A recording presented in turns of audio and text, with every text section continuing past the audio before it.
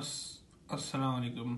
चलिए जी, डे 5 हमारा शुरू हो गया है। ये आया है डे 5 का नाश्ता। हैश ब्राउन्स है, साथ में स्क्रैम्बल्ड एग है और ये बर्गर टाइप का बना हुआ है इसका, और साथ में ये बीन्स हैं।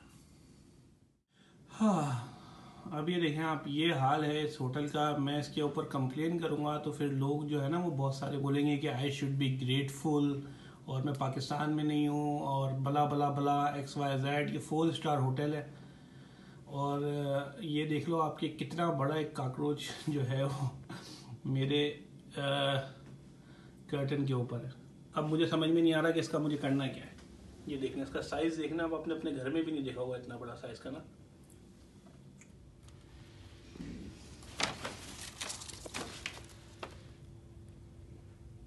ये आप साइज़ देख लो, बड़ी मुश्किल से जो है ना मैंने इसको पकड़ के इस बैग के अंदर डाला।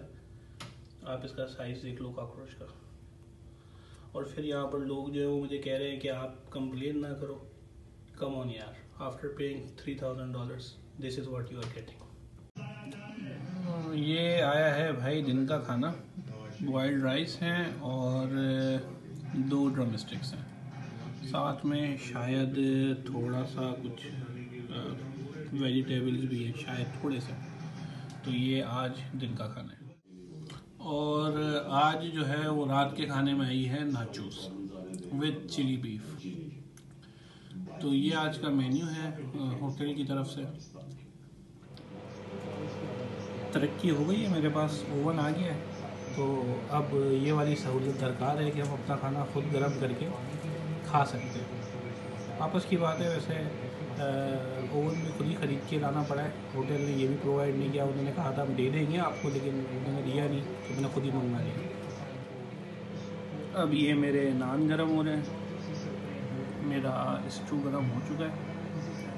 शक्ल से वैसे बेहतरीन लग रहा है, खाकर देखेंगे तो पता चलेगा कि क्या है और क्या नहीं है। तो खाना रेडी है, फिर खा के देखते हैं कि खाना कैसा है। हाँ हाँ हाँ,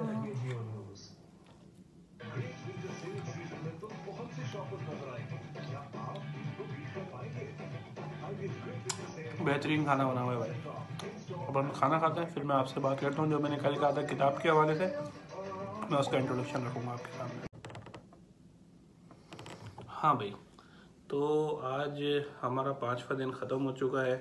अभी तक जितनी भी बातें हो रही थी वो सिर्फ मैं ये कर रहा था कि होटल कैसा है, रास्ते का सफ़र कैसा गुज़रा, होटल की फैसिलिटीज़ कैसी हैं, खाना किस तरह का दिया जा रहा है, किस तरह का नहीं दिया जा रहा, क्या आप कर सकते हैं घर से खाना मंगवाएं।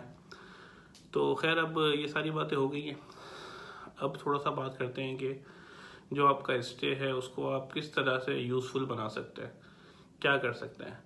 अच्छा, उसके मुख्तलिफ तरीके हो सकते हैं। कुछ लोग हैं जो एक्सरसाइज करना पसंद करते हैं, लेकिन वो भी एक हद तक की जा सकती है। दिन में आप आधा घंटा 1 घंटे ही कर सकते हो, इससे ज़्यादा आप एक्सरसाइज भी नहीं कर सकते।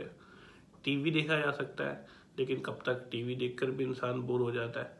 आप अपना मोबाइल यूज़ कर सकते हो, गेम्स खेल सकते हो, लेकिन उससे भी इंसान थोड़ी देर में बोर हो जाता है। लेकिन बात यह है कि हर इंसान के मुख्तलिफ मशागिल होते हैं।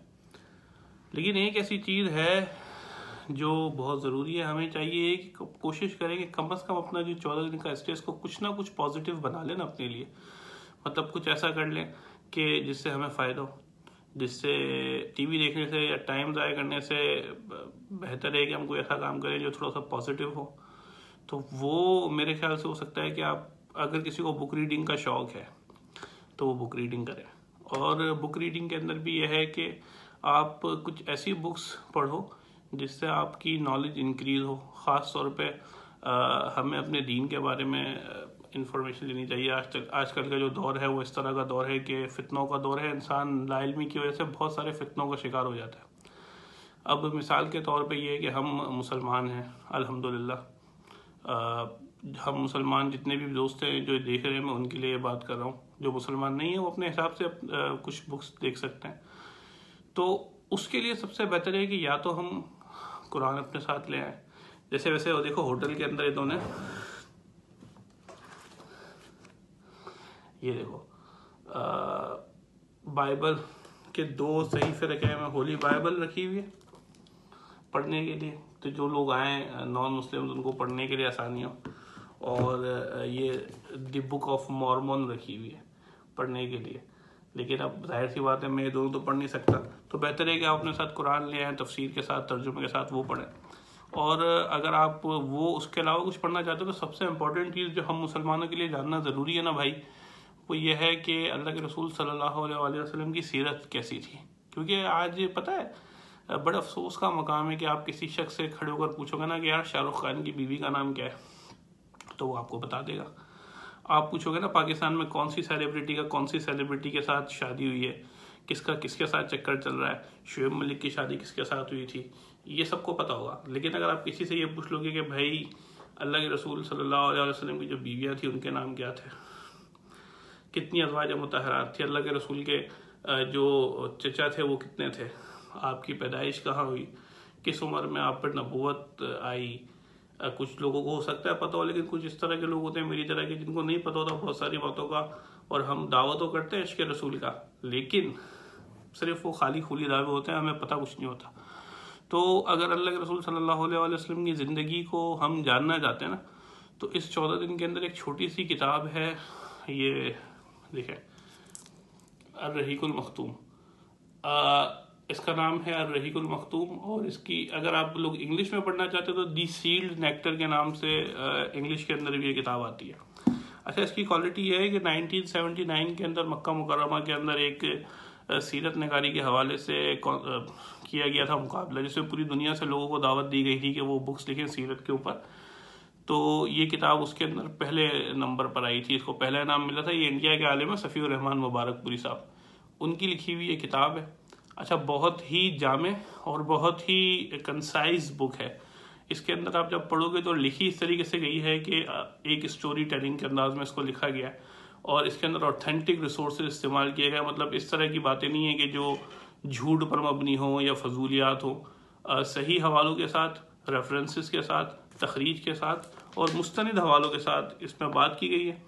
और अगर आप इस किताब को खोलोगे, हम इसके इंडेक्स को देखते हैं, जो नया पढ़ने वाला है ना, वो थोड़ा सा जब किताब शुरू करेगा तो ये जो इसके शुरू के चंद मज़ामीन हैं ये काफ़ी बोरिंग है। जैसे कि इसमें अरब और अरब मुस्तारबा की बहस है, ये अरब कबाइल की बहस है, क्योंकि जो यहूदी है ना उनका एतराज़ है अल्लाह के रसूल के ऊपर कि आप हज़रत इब्राहीम अलैहिस्सलाम की औलाद में से नहीं है, तो वो एतराज़ करते हैं। उसका जवाब इन्होंने दिया है शुरू में। तो जब आप इस किताब को पढ़ने का इरादा करें तो आप शुरू करें अल्लाह के रसूल सल्लल्लाहु अलैहि वसल्लम की, जहाँ पर यहाँ पे जाहिल माशरे की चंद झलकियाँ, पेज नंबर 68 से आप इसको शुरू करें पढ़ना, तो फिर आप अपना किताब में इंटरेस्ट ख़त्म नहीं होगा। वरना अगर आप वहाँ से शुरू करेंगे तो अरब कबीलों की जो बहस है वो थोड़ी सी ड्राई है, और लोग जब उसको पढ़ना शुरू करेंगे तो हो सकता है कि वो अपना इंटरेस्ट लूज़ कर जाए।